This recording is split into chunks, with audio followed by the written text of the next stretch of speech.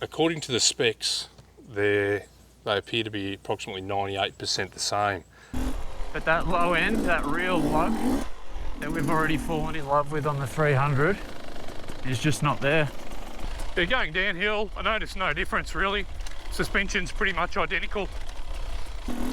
Yeah, a lot more clutch than I would use on mine. Once you get it moving though, it's going all right.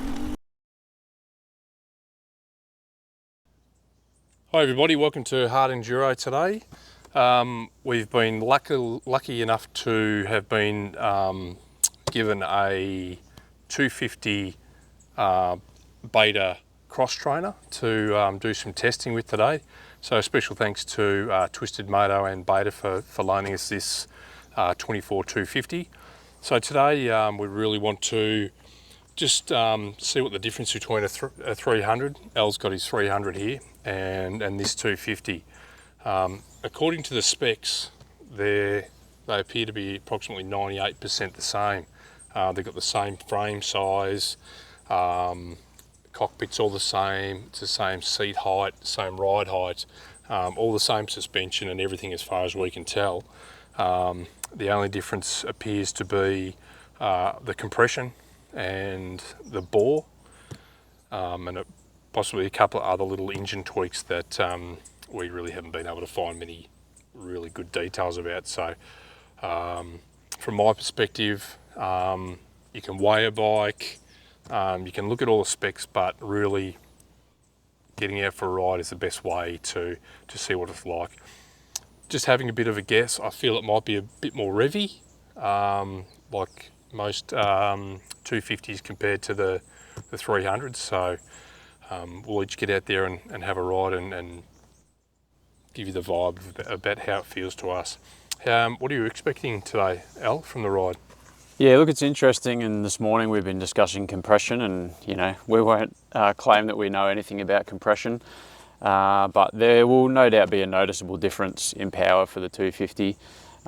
If you're watching and it's something that you do understand and you want to look at the specs, tell us in the comments what you think the compression effect should have on this today. But really, it's just, there's a lot of questions out there about whether people should go for the 250 or the 300.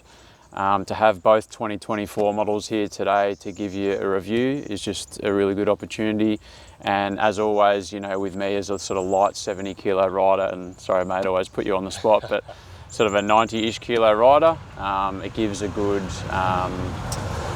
comparison for you guys out there as to what's going to suit. So whilst, you know, there's some aftermarket parts on mine, the power side of things is completely stock. So this is a realistic review. So just on that, the Al's bike has slightly different sprocket gearing. So he's got the 1350. 1349, I think it is. 1349 sprockets on his.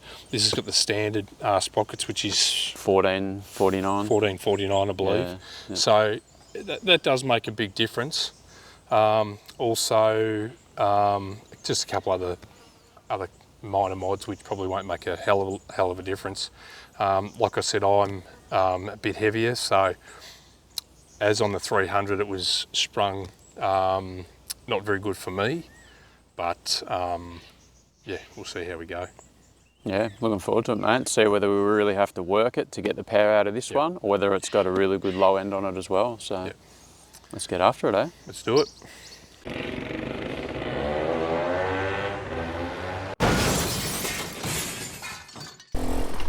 Well, Furz, here we are, heading off on our first head-to-head test.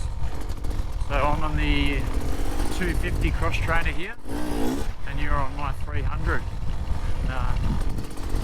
See how much difference we find in these two bikes today. So feels quite lively. We're just taking off.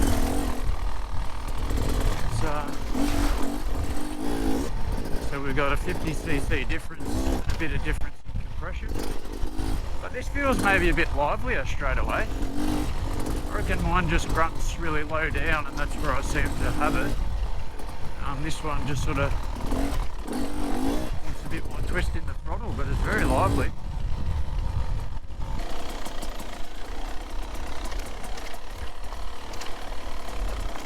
No surprises, the bike's handling very similar, because the frame and suspension and everything else is exactly the same. So it's all very familiar.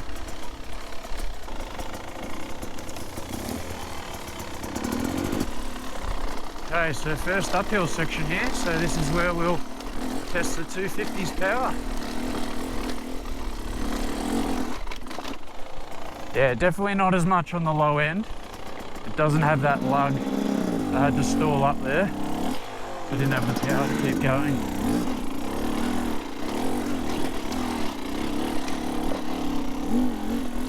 Yeah, a lot more clutch than I would use on mine. Once you get it moving though, it's going alright.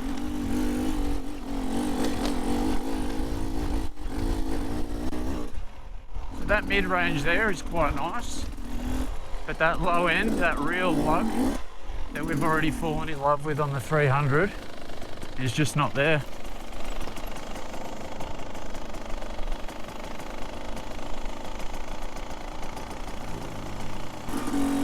Alright, second gear. Yeah, pretty boggy and low RPM. That is not as happy as my one to lug up the hill. A lot of clutch. It's really not liking the low RPM. Not letting me stand up and be as confident and deliberate as I can be on mine. Yeah, there's nothing in that bottom end there, and it's making me work very hard, very.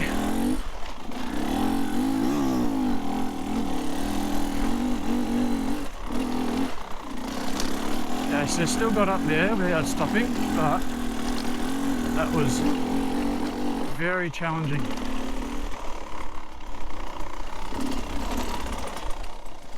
Alrighty, I am now on the 250. I'm finding the clutch engagement really far out compared to the 300. So, whereas on Al's bike, it's, even though he's using a different sort of lever, it's just not as responsive. But could also be the gearing.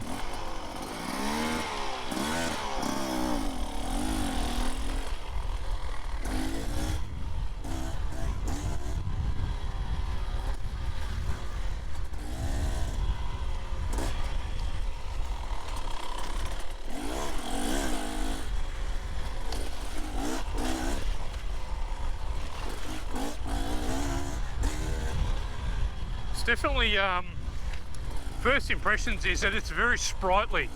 So yeah, the 300 is a lot more grunty. This almost reminds me a little bit like a motocross bike or SX, a little bit.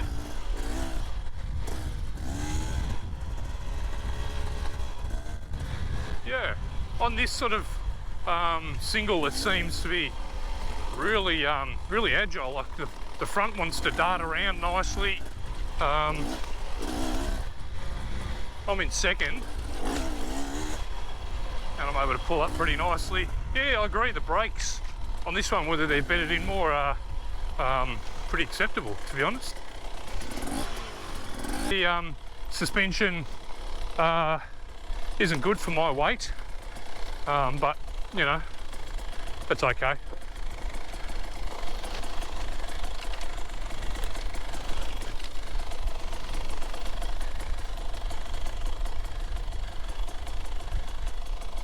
Yep.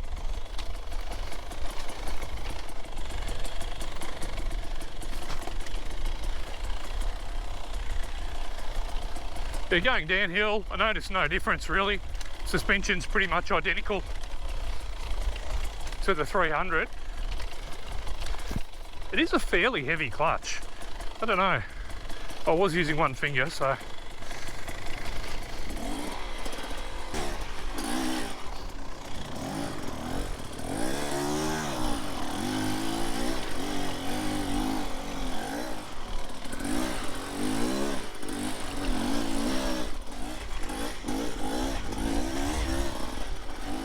Very sprightly, like it definitely wants to throw you around a bit more, but I had no problem going up that. I just found that the correct gear, yeah, it didn't have that bottom, that grunt, so I would say that, I don't know. No, second. First gear's almost unusable for a lot of stuff.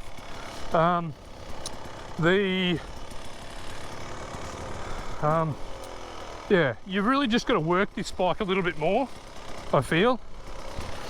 You just got to work this bike a lot more.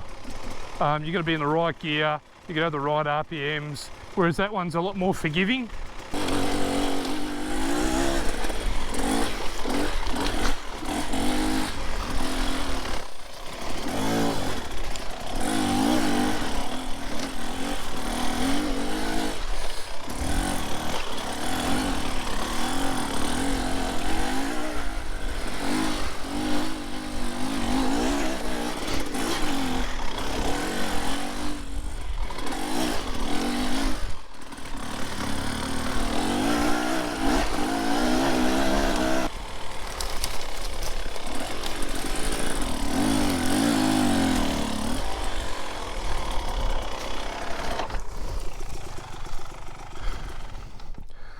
Yeah.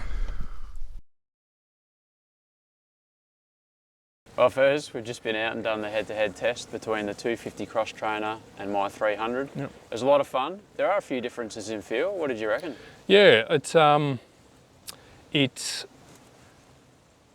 very flighty, I suppose. Yeah. What was the Sprightly, term? I think you said. Sprightly. You said sprightly, It's very yeah. sprightly. Okay, so it reminds me, especially first and second gear on this. It feels very MX-y, sort of motocross style a little bit. Although when you jump into third gear, it's very forgiving and to me bridges the gap between the 300 and the 250.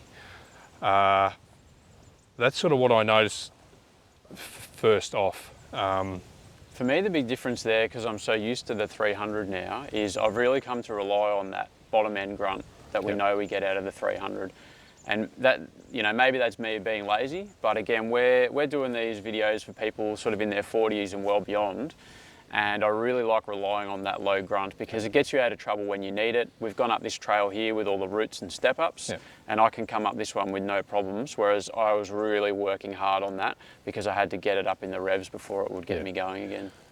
I found that darted around a lot, well, not better than the 300. I found that it was a little bit more nimble and shot around. It could be that the front tyres are different too, so you've got a fatty on yours, and that's a Midas. Yeah, the Midas. Not Which the Midas tyres felt great when I had them on for a few weeks. You've definitely have to work this bike a lot more, like you said. So I think if you want something lively and a bit of fun that's maybe going to make your work more technical and be good on the clutch, maybe the 250 is worth considering. If you're like us and you're very Enduro, then the 300 is probably the way to go. And you're going to have a lot more information to rely on other people from the 300, whereas we've been hard to find any information on why you would choose this, which is why we wanted to get it out and review it. So the 300 just feels a lot more luggy and a lot more sort of comfortable, I think. This is great. I think if you geared it, I think it's $500 less. Yeah, for the which price. is not a big saving if you're weighing up why one over the other. Yeah. But then again, maybe for someone who's maybe a little bit younger, maybe wants to do a bit of motocrossy type with this, I think it'd be pretty good for that type of thing. Gear it right, and you've really got to ride it and clutch properly. It's a fantastic bike. I wouldn't say it's worlds apart from the 300, but it definitely feels different. And us two being a little bit older and liking that lug, easy lug bottom end confidence of the 300 is what I generally would go for, I think, still. Yeah, agreed. So let us know what you think in the comments. If you have any other questions you want us to follow up with. And stay tuned, we've got some other great head-to-heads coming up. So let us know things you want to see.